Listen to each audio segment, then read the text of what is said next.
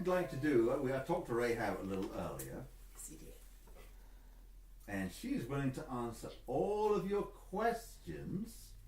But perhaps we want to do something first. Perhaps we want to read the scripture about Rahab. Does anyone know where in the Bible we find the text discussing Rahab? Sister Polston. Joshua. That's right.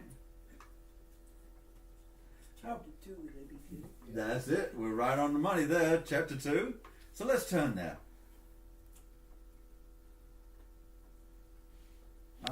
Let's see.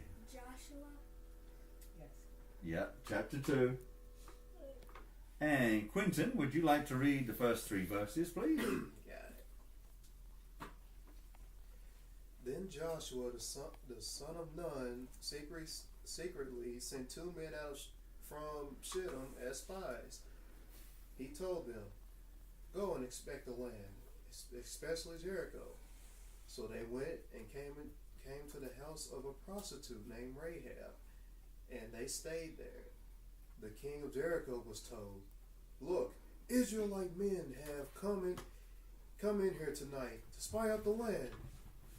At that, the king of Jericho sent word to Rahab, "Bring out the men who came and are staying in your house, for they have come to spy out the entire land." Mm-hmm. And who would like to read verses 4 through 7? Sister Polston, please. But the woman took the 2 men and hid them. Then she said, "Yes, the men came to me, but I did not know where they were from." And at dark, when the city gate was about to be closed, the men went out. I do not know where the men went, but if you quickly chase after them, you will catch up with them. However, she had taken them up to the roof and hidden them among stalks of flax laid in rows on the roof. So the men chased after them in the direction of the Jordan at the fords, and the city gate was shut once the pursuers had gone up. All right. Now, Shelley, would you read 8 and 9, please? Before the men lay down to sleep, she came up to them on the roof. She said to the men, "I do know that Jehovah will give you the land, and that the fear of you has fallen upon us." All the inhabitants of the land are disheartened because of you. Thank you. And Webby, if you read 10 through 13, please. For we heard how Jehovah dried up the waters of the Red Sea before you when you left Egypt, and what you did to the 2 kings of the Amorites, Sihon and Og, whom you devoted to destruction on the other side of the Jordan. When we heard about it, we lost heart, and no one has any courage because of you. For Jehovah your God is God in the heavens above and on the earth beneath. Now please, swear to me by Jehovah that because I showed loyal love to you, you will also show loyal love to my father's household. And you must give me a sign of good faith. You must spare the lives of my father and my mother, my brothers and sisters, and all who belong to them. And you must save us from death. All right. At this point, we've got partially through our reading about Rahab. Perhaps anyone have any questions about some of the things were written there that we could ask Rahab, that she could clarify for us? Brianna, ask Rahab your question.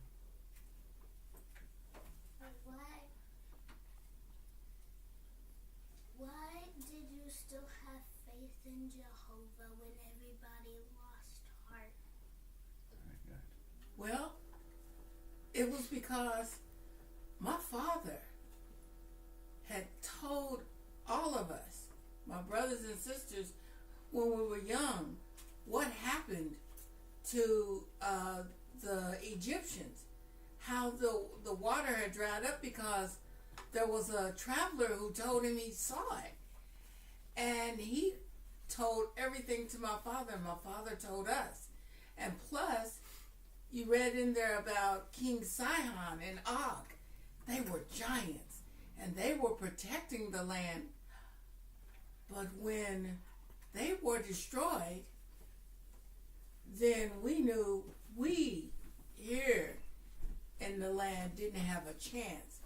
But because of what my father had told us about this God Jehovah, who did these wonderful things, I had faith. They didn't have faith because they were Canaanites and worshiped false gods. I secretly believed in the true God, Jehovah. All right, thank you. Any other questions? What was it like being one of the few servants of Jehovah? Serving Jehovah when no one else around you was serving Jehovah. Well, you did read that my profession wasn't one, quite up to par. But then when we, as Canaanites, that was our normal way of living. We were very immoral people. But in my heart, I believed in this great God, Jehovah. So it was really more of a secret.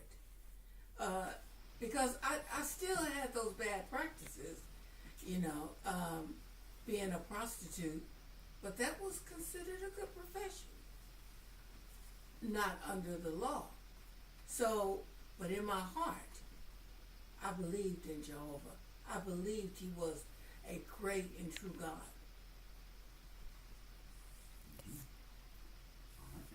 All right, Shelley, you have more questions?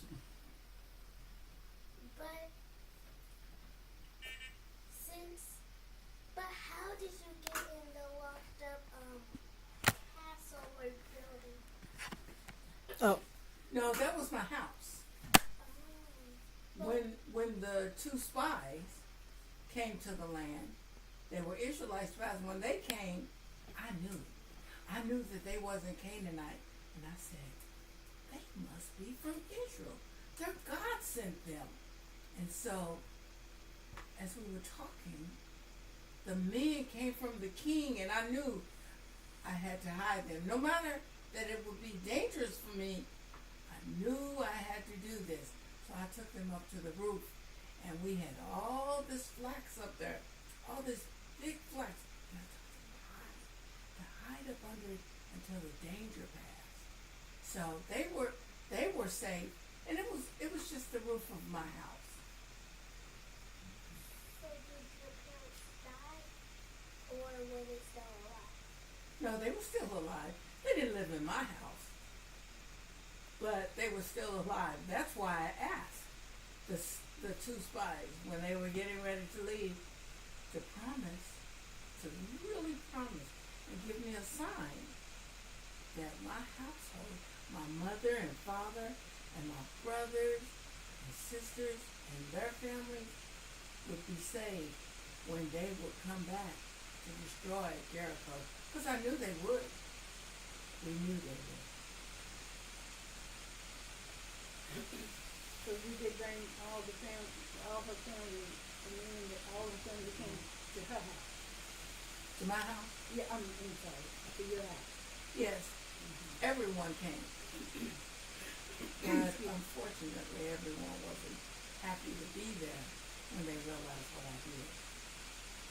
And because I didn't explain it to them until they got there. And I told my father and my mother and my brothers what I did with the Israelite spies and that what they promised and what that red cord hanging out the window meant. And one of my sister-in-law lost it, literally. She was so afraid. She had no faith in Jehovah. She had no faith in my words. And she had no faith in her husband's authority. And all the Israelite spies had said was, do not open the door. Do not go out. And that is what they tried to do. So she's not with us because she was not obedient. And she died. And I can't even say poor Zima because she would not listen. Rahab, I have a question. Yes. I always thought it was strange that the two Israelite spies came to visit your house. But I understand that you ran an inn, and then you also had some other businesses like that flax that was drying out on the rooftop. You were making linen out of it, fine garments. You must have been a very industrious woman. Yes, and the house was really big because it was on the wall of the city. And because of that, it was a very strategic house. And I have no doubt that it was the true God Jehovah that sent them to my house. Any other questions? What you were saying. What do you say to those who say that those men did come to your house for other things? Because really they're usually, as you say, not that. Because there was some. Well, that at first no one would have paid any attention to two people coming to my house, except, we're known by our garb, so theirs was a little different, and that was a little bit of a giveaway. Plus, they didn't really act like someone who was interested in the house of a harlot, because they asked for wine, and I offered them bread like you would, hospitality. They wouldn't drink any of the wine. And I thought, that's really strange. But they kept asking a lot of questions. And I thought that was really strange. And that's when I let them know, you are the sons of Israel. And it made them afraid because it was like, I could have actually given them up. And I had to really reassure them that I believed in what they were going to do. And that I would protect them as much as I could. And they talked to me, and I talked to them. So I was glad. We knew that they were close, but the city was in more of a disarray as, what are we going to do? What are we going to do with them? And that's the way they felt inside myself. I go like, I hope there's something I can do so that we don't have to die. Should the great God Jehovah send his people to Jericho. So I was so glad that they did stop by. And I was able to offer out a loyal love, protection to them. Any other questions? No. All right, Shelley. Did you write your own verse in the Bible, or did somebody write about you, like the Apostle Paul or? No, it was really Joshua. He was the one who led the Israelites into the promised land. That was what they called it, the promised land. And we had to get out of that land because the true God Jehovah had given it to them, those people. And so, and plus, we were, as people go, we were very, very, very bad because we worshiped false gods and did other things that Jehovah did not agree with. So I understood why Jehovah was moving us out and was destroying the people in that land. And my city was the big city, was the main city there in the land of Canaan. But Joshua wrote all about it. So you said that's where all the stories about you? Yeah, And well, you knew you? well, the two spies knew about me, and when they went back to their camp, they told Joshua about me, told him about the red cord that would be hanging out the window and how I protected them from the men of Jericho and what the promise was. So Joshua honored that promise because those two spies in the name of Jehovah had promised us that. So that's how Joshua knew. And then I did have to go, our whole family. We had to go through a period of cleansing because remember we were Canaanites.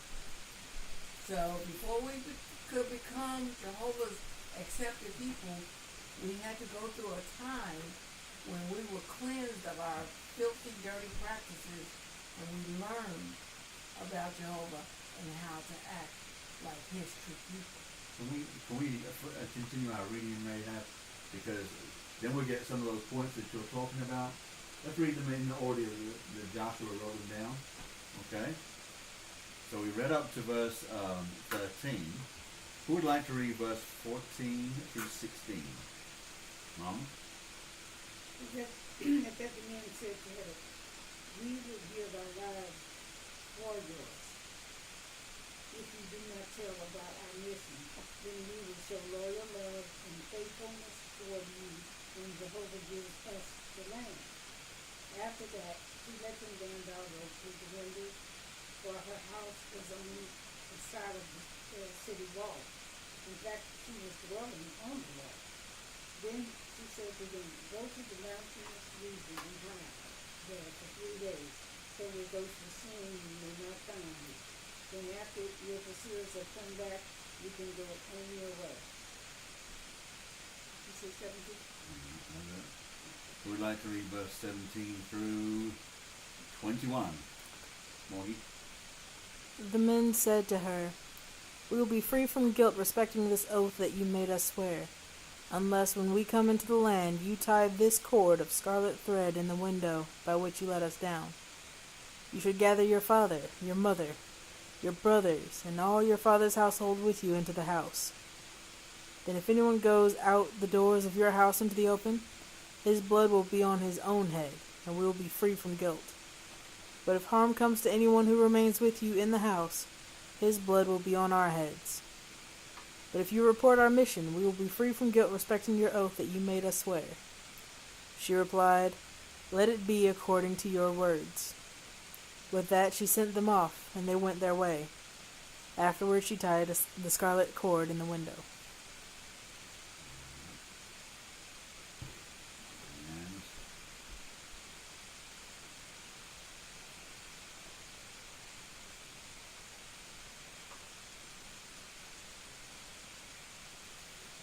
Do you know why I tied it so quickly? Do you know why I tied why do you think I tied the scarlet cord so quickly? Mm-hmm.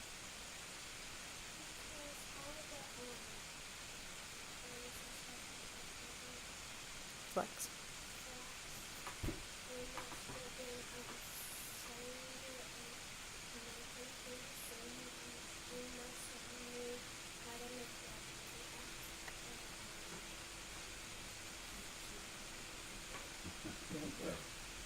There must be something different more. Rahab, you tell us. Right. Was it because that you had no question that Jehovah would get the victory towards his people, that they were going to take Jericho and the rest of Canaan? Yes, I believe that. But the real reason I tied it so quickly is I had no idea when they would come back. And I wanted to be ready. I knew that I told them to hide for 3 days, but still, I thought, I don't want to make a mistake. I don't want to miss out. So I put that up there first. Even though somebody could have seen it and said, why do you have that red cord hanging out your window? That's like, it's my business. But I wanted it there because that was the instruction for my survival, to have it there.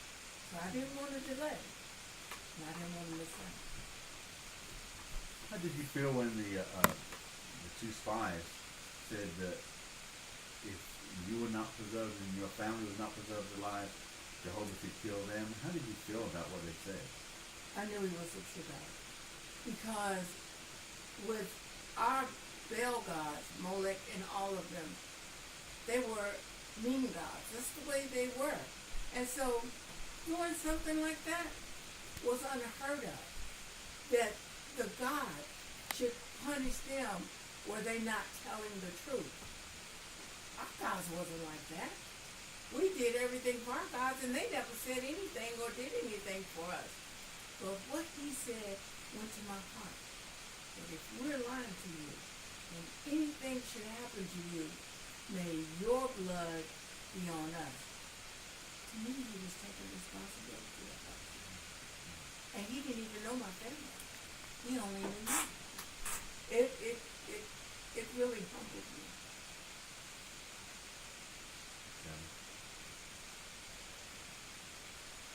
How come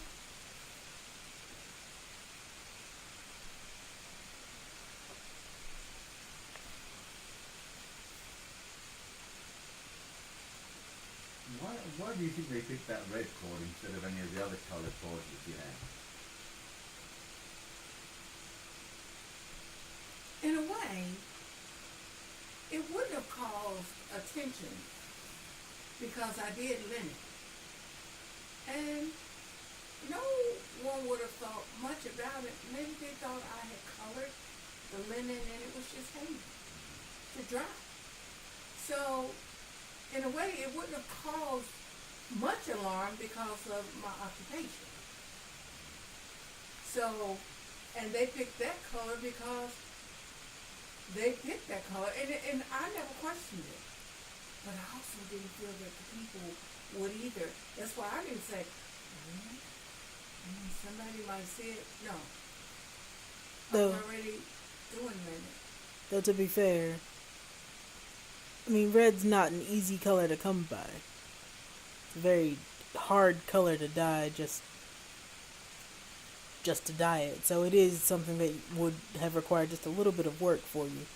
And it also would have been visible for the armies marching around to know that you had that faith and that it was that you were doing that. Oh, well. it was a signal, of course. But because in the business and the profession I was in, that's just not something they would have thought about. They were really more concerned about that army. And honestly, they had no idea that someone would have served those guys or be thinking about the Israelites, God, Jehovah. They were really quite depressed over what they thought was coming over them. So they wasn't really paying attention either. Alright, Quentin? I'm still talking about, because we read that somehow word got out that two spies entered in Jericho into your house, and I'm wondering, well, how in the world did that happen? Who in the world was able to figure that out? That right there is bugging me. It was really the king, the king's guards and spies, and plus his abode was up high. So, and it was that way for a reason. People watch. You watch what's going on. And this was Jericho. So, you had this impending doom. So they were quite apprehensive. So they were on guard. So they see these two men. And remember, it was the way they were dressed. Now, they hadn't really seen the Israelites, but they knew that they were dressed differently than men of Jericho. So that's why when they came, you recall that they said, there were two strangers that came in, and they assumed that it must have been spies. They assumed that. It's not that they knew it, but they assumed it. Good question. Ask the question. And when the spies, when she let down the rope for the spies to leave, did they mention color of the rope? Well, actually, it was rope that when you're going to shimmy down the wall, you remember my house was part of the wall of the city. And if you were going to go out that way, and many men did, running away about wives and other things, you could take that rope that was there like a ladder rope with big knots in it so that you could shimmy down that wall at a certain point. It was more like another way to get out of my house. I was using that as a too because I was thinking. It was years later. It was that type of a neighborhood. The known as a red light district.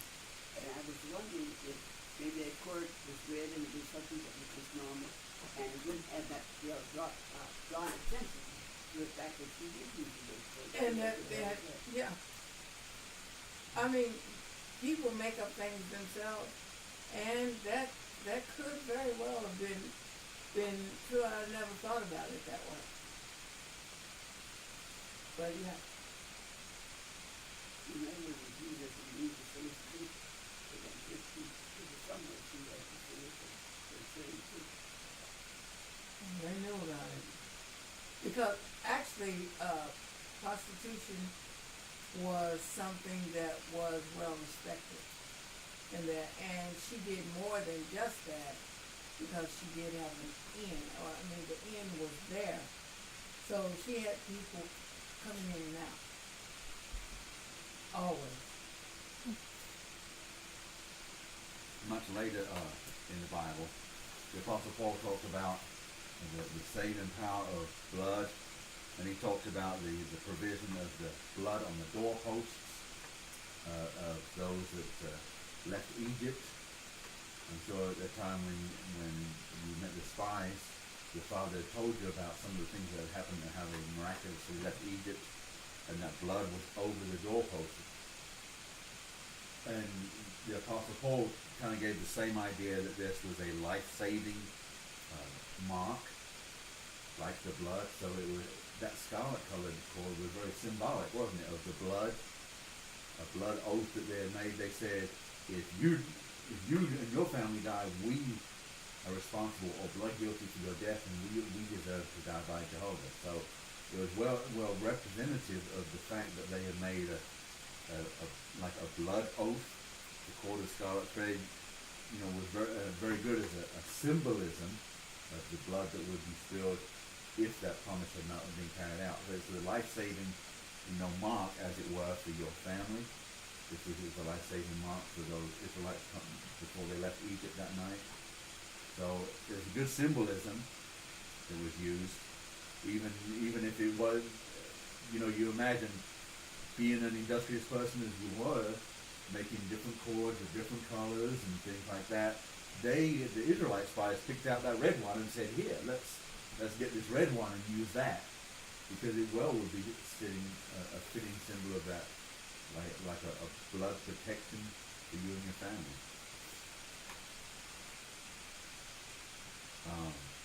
Any other points about Shelley? You had something? Yeah. How come if you get out of that city and move somewhere else, or were you forced to stay there? Well, Jericho was a wonderful city. In our mind, it was a good city. It was a prosperous city.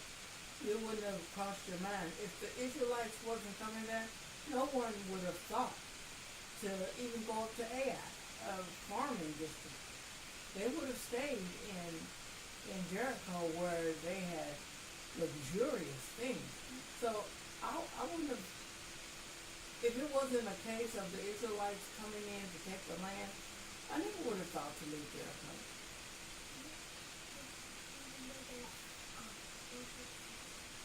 Well, I didn't really. They were false gods because they was always there. We didn't worship Jehovah. I heard about Jehovah. I didn't know all about Jehovah.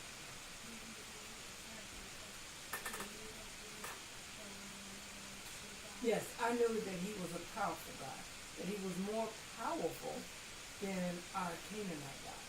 Yes. You obviously knew the region very well, Rahab, because you thought carefully about making sure that the two spies escaped. Let's read about that a little bit more. Some of the things that she said. Who would like to read? Second part of verse 21. I read that. Second part of the verse 21 through 24. Shelley, okay? So it starts with that, send them off. In the middle of verse 21. Okay. It says,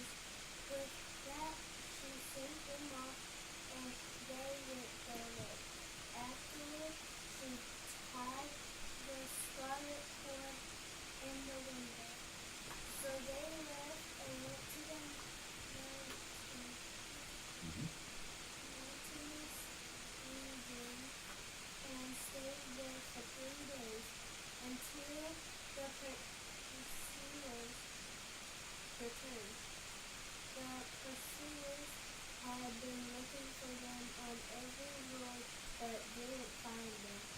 The two men then descended from the mountainous region and crossed the river and came to Joshua, the son of Nun. They related to him all the things that had happened to them. Then they said to Joshua, Jehovah has handed over the entire land to us. In fact, all the inhabitants of the land are disheartened because of us. Any questions about this section that you perhaps like Rahab to explain or talk about? Definitely. I was the reason why. In verse 24, it says, all the inhabitants of the land are disheartened because of us. Why does it say that? Is it because when the Israelites went to Jericho, something happened and they lost their faith? Well, they have been afraid ever since the Israelites had come in our region. They were still across the River Jordan, but you could look right over the River Jordan and see them. And they could see us, although the wall was there. But everybody inside the wall was depressed because, remember, they had war with King Og and Sihon, who were very powerful, we thought, and they overtook them. So we didn't feel we had a chance with the Israelites and their God.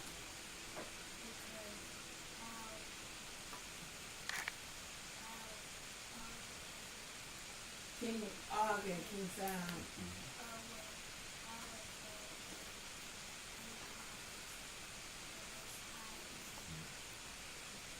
They got defeated by the Israelites.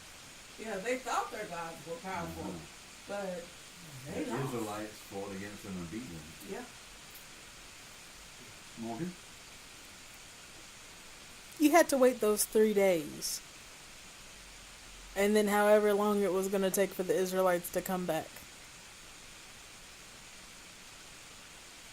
What was going... Did you ever think that they weren't going to come back? Or that maybe things weren't going to go according to plan? Or that maybe this was a stupid idea, you should have never hung that cord out the window? Or anything like that? They never left the region. No. I mean, when the Israelites went up to the mountainous area for those, like you told them to, for 3 days, and then they went back to Joshua. But you were still at home with this cord hanging out your window, not knowing if the Israelites were going to come to Jericho first or if they were going to go elsewhere first, how close they really were, because that could have been some really, really advanced scouts spying out the land. I believe it. I really believe. And I kept it to all my family wasn't at the house yet. But in my heart, I believe that if what happened years before to the Egyptians, and then it's what happened with Og and Sihon that let me know that we were going to have visitation from the Israelites, and it was only going to be a matter of time. So I believed it. And I took them at their word because they had swore by their God Jehovah. So you didn't doubt. I did not doubt. What about your family? What about your father, who told you all these things, but then your sisters and your brothers and their children? What about them?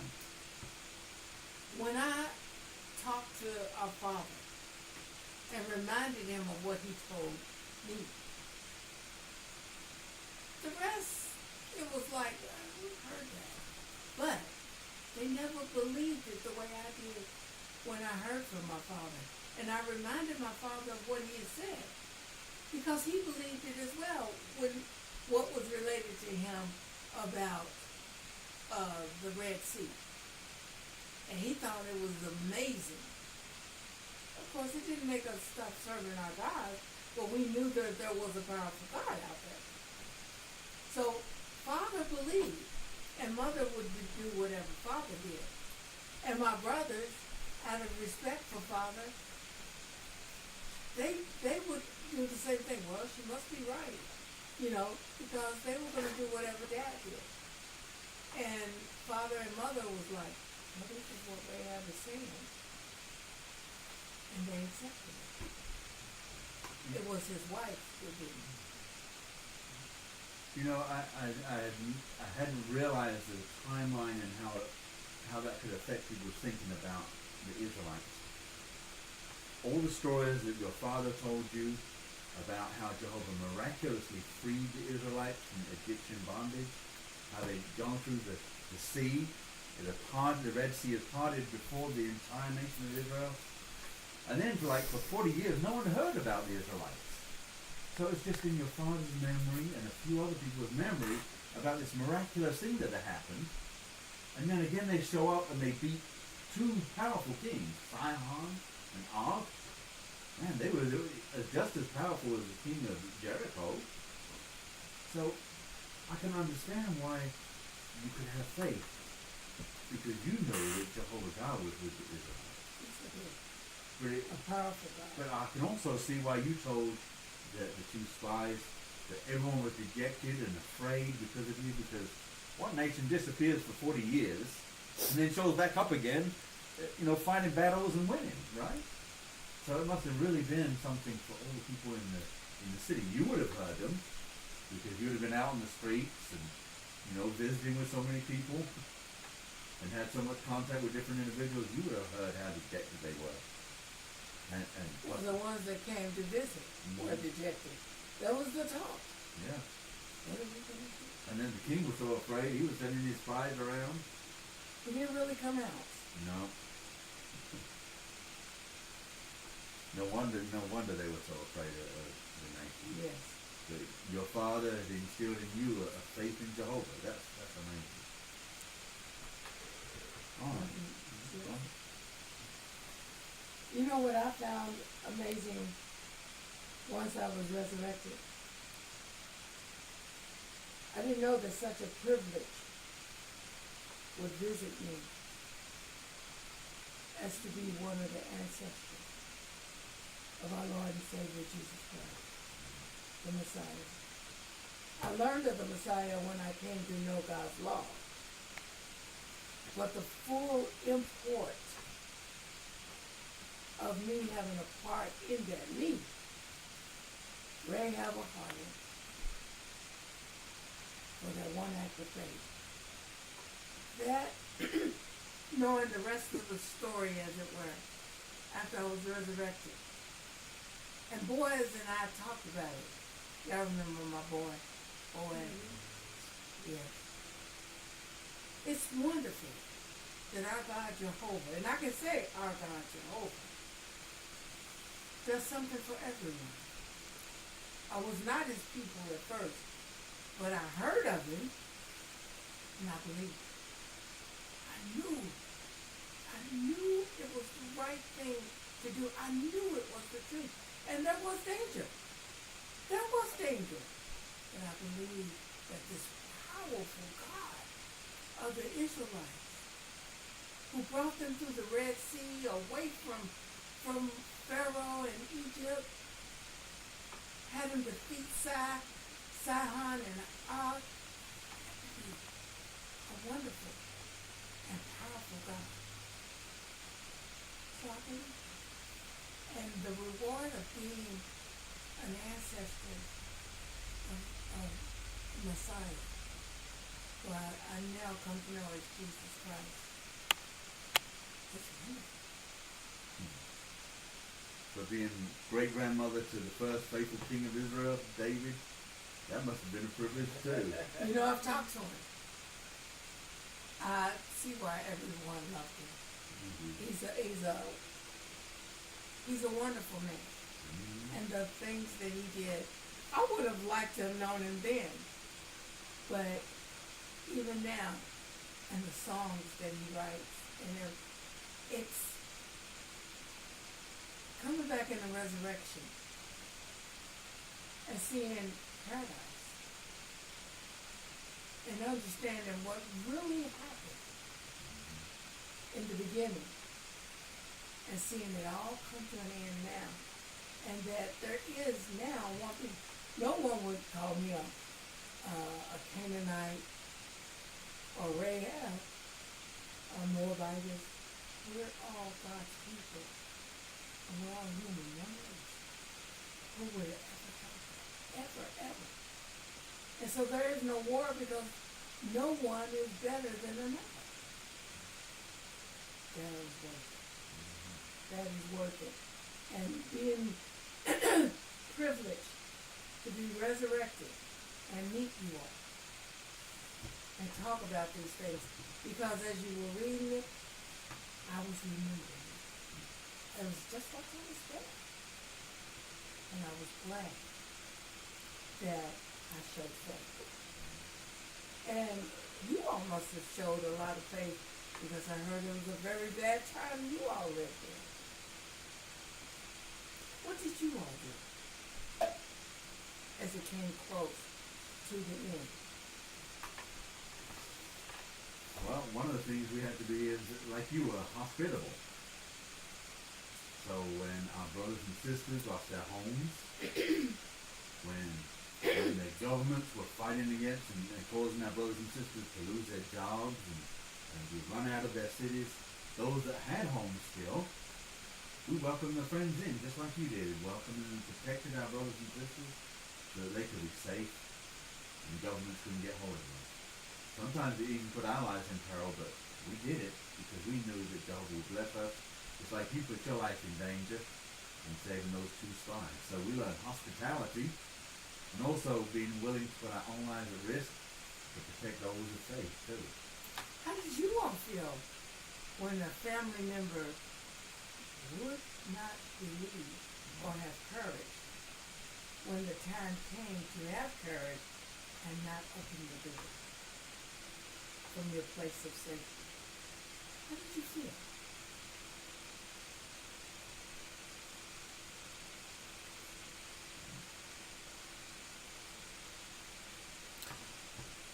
It breaks your heart because you don't want anyone to leave Jehovah when it's so close. When we're right there, it's almost over, and yet they didn't have enough faith and they just left right then. And as much as it hurt, you also knew that you couldn't go after them. You had to stay in the safe place. And you knew that it was almost over, so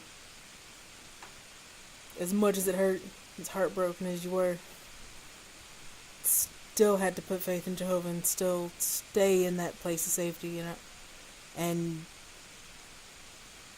keep going until it was all over. Yes. We recognize your example because when you think of Zema, who didn't believe anything when she went out that door. You couldn't do nothing. None of y'all couldn't do nothing. Just said. No, I stood back. As a matter of fact, I was saying, don't open the door to my brother because someone might run out. Yeah. But he did. He just wanted to see. It was so much noise, and he wasn't going out. And he had no idea that she would run out of fear. But see, that was it. She did not believe. And so I'm hearing the same thing here. That even with your family, there's some that just did not or would not believe. But just like her, I was not going to come this close everything was happening as they said. The wall went down. It's going out right when she went out the door. Yes. And they came. When the city started going down, they came and said, let's get out quickly. They kept their word. But I was going to stay there, and my family was going to stay there until they did that. They said, don't go out the door. So obedience, which I found out later, it was disobedience that lost everything in the first place. So how important. My husband didn't run out there after her either, did he? Oh no, he did not. It was like, okay. He shut the door after that. But that loyalty that you showed to the promise that you made to those five, and the promise that you had put in your heart to protect your family too, you stuck loyally to that promise. And same way with us. During the last days, some of our family members did leave, walk away from Jehovah. And we said, it's so close to the end. We tried to reason with them, but when they decided to leave, we didn't shed tears, really. I mean, they made their choice. It was so clear. All the truths were there that we had to say, well, we're standing with Jehovah. And just like you knew, staying inside your house was the only way to remain alive when Jericho came down. Well, we knew the same thing too. Remaining loyal to Jehovah rather than our family members who were disloyal meant that we were going to have life because we were loyal to Jehovah God. So we learned a whole lot from your example. And that is humbling. To know, because reading about so many now that was even before me makes me, it just makes everything special. Well, you're going to say something. Yeah, I was going to mention that it's funny how we hear the walls came down, but yet there was a little piece of the wall with the strong thread hanging out, and that was just literally just Jehovah protecting you right there. How did that make you feel knowing that all the other parts of the walls came down, but yours is stuck there? That was the main reason we said no, Zima. The wall of the city was going down all around us. But the wall with the scarlet cord was solid and firm, like a protection. And she couldn't. She could not see the hand of this powerful God who was saving us when it was destruction all around us. Not only did the wall come down, but there was fire and everything, and so much confusion. And in the house, there was peace. And we all stood ready. We had no idea when they would come, but none of us moved to go out that day. We didn't. And that wall was a protection. I agree with you. Because that was the first thing I noticed. The wall went down everywhere. And you would think, once the walls start crumbling, this should crumble too. But it didn't. It didn't. See, Not after we got out. Yeah, what was interesting about that, because there was one of the articles we did said that Jehovah honored that agreement that the two spies made with you, and it was no way to know that. Yes, exactly. So is there anything else you'd like to tell us, Rahab, before you leave? That I'm glad to be here and meet with everybody. And it's like there's no place like home. And that's what I feel. On earth, with my brothers and sisters in faith, this is home. And it's beautiful.